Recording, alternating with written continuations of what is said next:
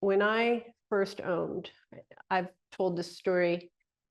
So I was lying there and feeling all of that same way I was feeling it when I was in it was a John Cage concert, this silent concert, in that place where you're just kind of anxious and feeling it.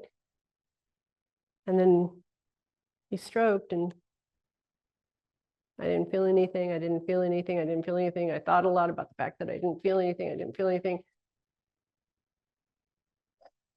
And then the stroke came. The whole reason that I'm here today. That's the moment that broke through. And I talk about the traffic jam of my mind was no longer congested. All of those thoughts, all of those conflicts, they were gone. That feeling of being locked into this body or locked out of it, I didn't know which it was, gone. And I broke open into something. And what I broke open into is that silence. I've worked with women, and again and again and again and again, I hear the same thing. It always comes down to the same thing. There's some kind of power in me. I think, I'm not really sure. I think there's a power in me. I'm not really sure about it.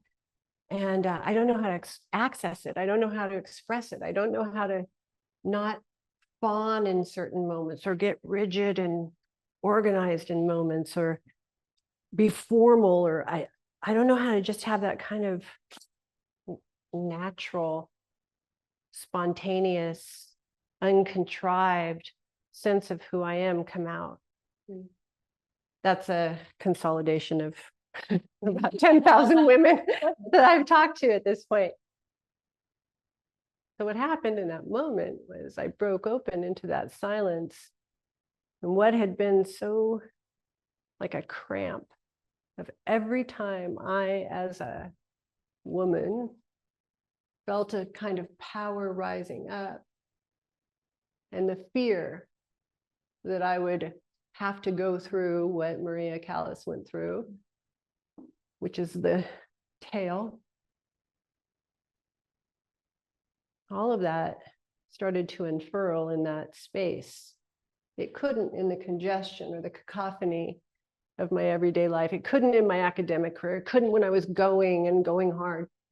Was it there that it began to open? And suddenly it was like, I think this is what it's supposed to feel like. I think this is what I feel like in my own body, on my own terms. That's that sense of power let out of the cage. You know, we talk about this idea of, as a woman, you know, it's almost like having this beast in here, because you know there's something in there that is so strong and it's so passionate and it's so intense, but you aren't quite sure what it is, right? Because it's been years and years of pushing it down. And it was finally letting it out and then discovering, oh, wait a minute, that's not a monster. That's pure, unadulterated beauty. That's what that is. Mind you, I had to take the next 3 years to learn how to find it again.